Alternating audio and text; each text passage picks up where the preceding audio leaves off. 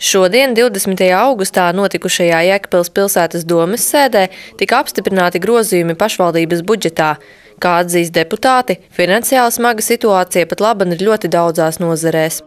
Jūs saprotat, ka valstī ir šī smagā finansiālā situācija, līdz ar to arī visām pašvaldībām ir šie samazinājumi budžetā, tad mums nepildās, un uz gada beigām es domāju, ka vēl vairāk nepildīsies iedzīvotāju ienākuma nodokļus, tāpēc mums atbilstoši jāmēģina reaģēt un iespējami mazināt šo funkciju visu uzturēšanas izdevumi.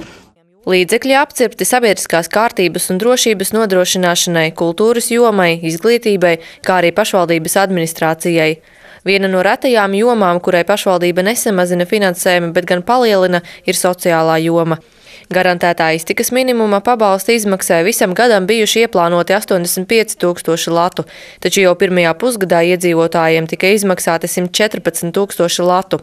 Nu pat pieņemtajos budžeta grozījumos sociālajai jomai piešķirti papildus 150 000 latu. Valsts izdod likumu, bet kā viņu pildīt, atstāj uz mūsu pleciem. Un tas nozīmē, lai mēs šai sociālajai jomai iedotu, mēs daudz kur esam spiesti šos līdzekļus samazināt. Bet, situācija, protams, vēl vairāk dramatizēsies, jo vēl jau tā lejupslīde ar inerci turpinās, un tāpēc būs problēmas šajā jomā. Jānis Raščevskis gan piebilst, ka budžeta grozījumos nav iestrādāti vēl vairāki nozīmīgi jautājumi, piemēram, par pasažieru pārvadājumu dotēšanu. No tās atteikusies valsts, tādēļ līdzekļi būs jārod Jēkabpils pilsētas domei. Līdzīgi ir arī ar 6-gadīgo bērnu apmācību Jēkabpils 2. vidusskolā un Pūļu pamatskolā.